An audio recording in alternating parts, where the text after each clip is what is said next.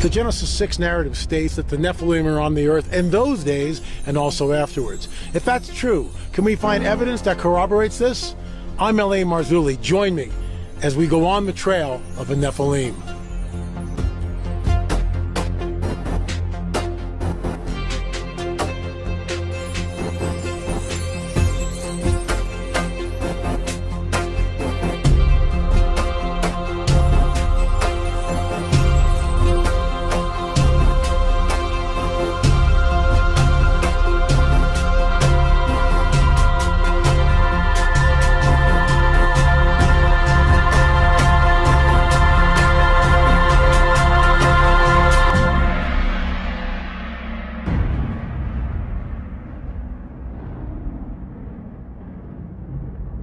There is a hidden history that's been deliberately obfuscated from the peoples of the world, and that's why I am on the trail of the Nephilim. Mondo Gonzales joins me. We're here at Prophecy Watchers Conference. It's been great so far, and we'll get into what we're going to talk about, which is the DNA evidence that we did. But first, a word from our trusted sponsor. In a world of economic uncertainty, safeguarding your retirement savings is more important than ever. Folks, gold is a trusted store of value, providing stability for centuries through countless market cycles. With a gold IRA from Noble Gold Investments, you can protect your financial future with the enduring power of precious metals. Don't let election volatility erode your hard-earned nest egg. Folks, vote for the timeless safety of gold and silver in 2024 and get up to 10 1-ounce silver Trump coins or a 10-ounce silver American flag bar with a qualifying account. Noble Gold Investments, your partner in financial peace of mind. NobleGoldInvestments.com, NobleGoldInvestments.com. Folks, remember, there's always a risk of investment, and there's no guarantee of any kind. However, my wife and I did this a few years ago, and we are absolutely tickled that we did. Once again, that's NobleGoldInvestments.com. So, Mondo, first of all, thanks so much for joining us. And you were the head archaeologist. You were the one that got all the paperwork. It took, 3 years before we actually got the permit from the Peruvian government to go down. I think we took 56 samples. 58 samples. And, you and I were completely dressed up in lab suits from head to toe. And we examined all of these different skulls. I think there were 18 of them, if I'm not. Yeah, 18. Took tons of samples, and out of that, many of them sequenced, about 28 samples somewhere in their sequence. And they showed, or they pointed to, something that got a lot of people upset. Pick the story up from I mean, this was the amazing thing, because we weren't the first ones even to have done DNA research. We know that there was a couple archaeologists from the UCLA University that were down doing extractions of skulls. They had, some of them, they were doing over 200 different skulls. Around 2014, there were some scholarly articles that had come out at that time.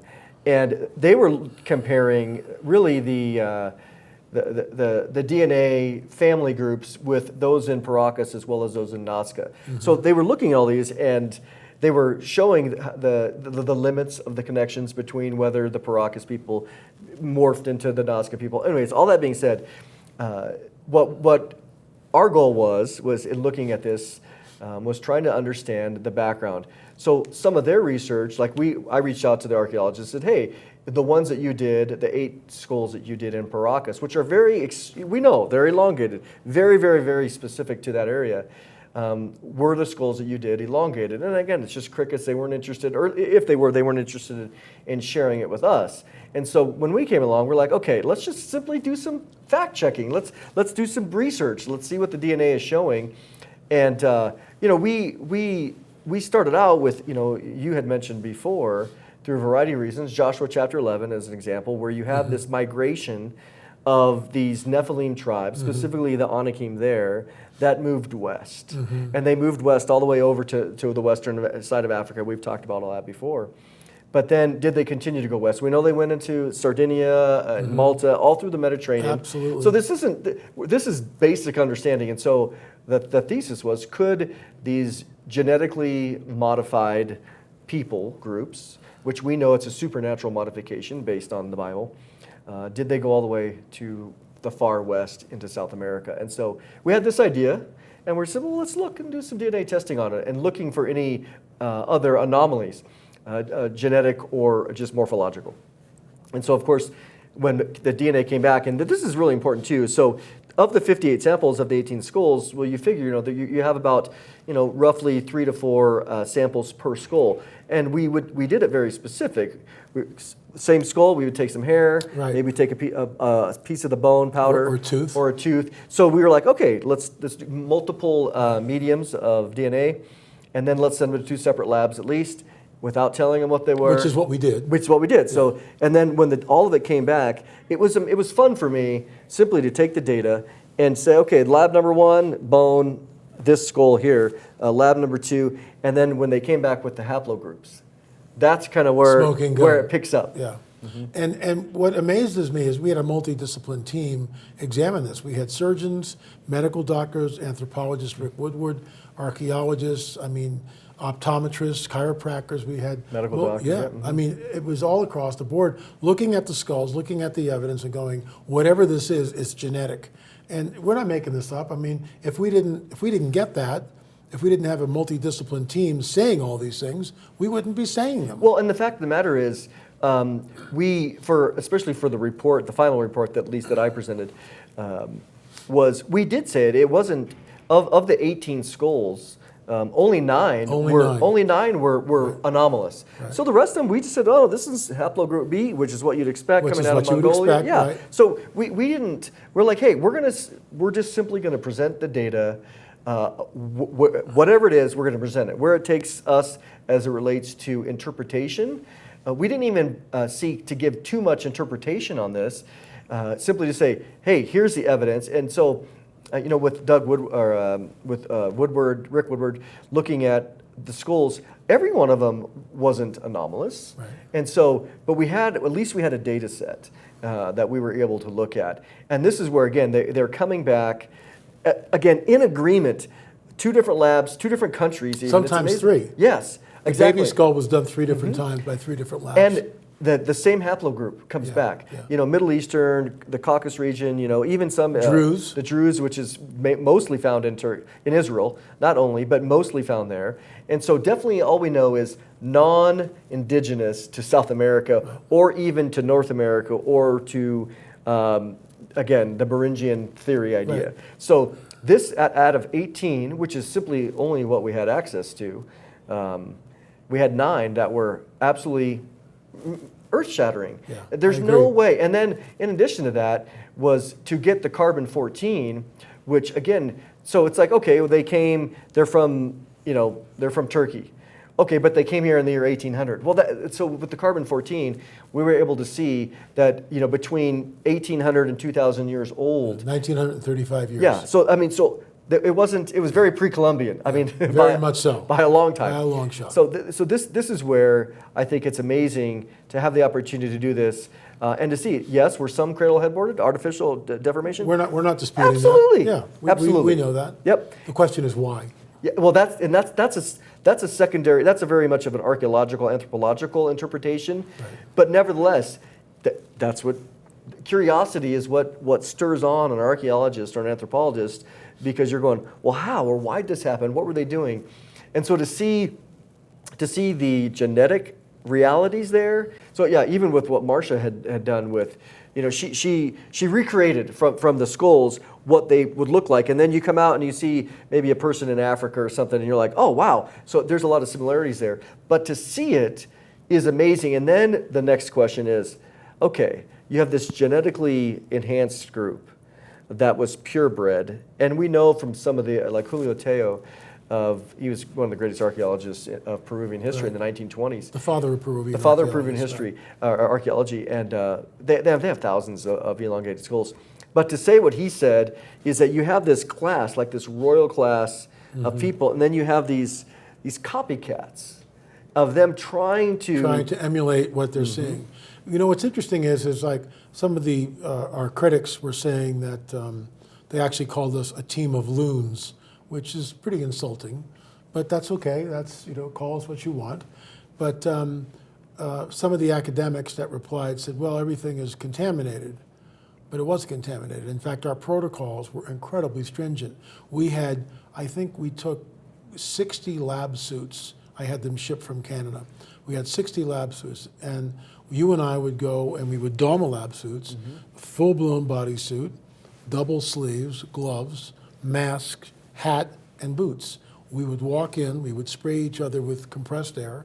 We would walk in, they would bring in the skull, all right? Chase was also garbed up, and then we would take the Dremel and we usually turn where the foramen magnum was, because the bone's pretty thick there, and we would scrape. This is all in film. With a brand new Dremel. Yeah, brand new Dremel. And Yeah. it's all in our DNA film. You should go check that out. Do your homework. Streaming.lamarzulli.net, number 6, the whole DNA thing. You want to go check that out. But we would scrape that off and then take compressed air, blow that away, move it away, and then new piece of paper, and that's where we got fresh DNA material. And we would crease the paper. Chase would be holding out the vial, right in the vial. So if it's contaminated with our DNA, then where's the nuclear DNA? We never got nuclear DNA. Nope. It would be so abundant. It would be. It would be enormously abundant, and so you didn't have that. So I think, secondly, too, that if you look at so let's say that we're there, you may be getting some hair or some bone, and that's contaminated. Well, so we have that haplogroup from this lab.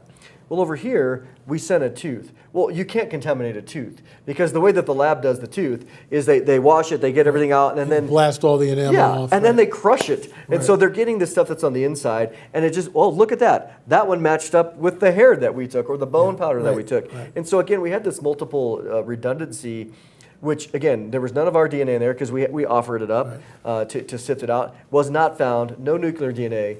And then it just happens to be that they matched up. It's interesting too that if you watch, like for example, I was happened to be watching Ancient Aliens, and so they're in there and they pulled a tooth from another elongated skull, and they took it to the molecular biologist.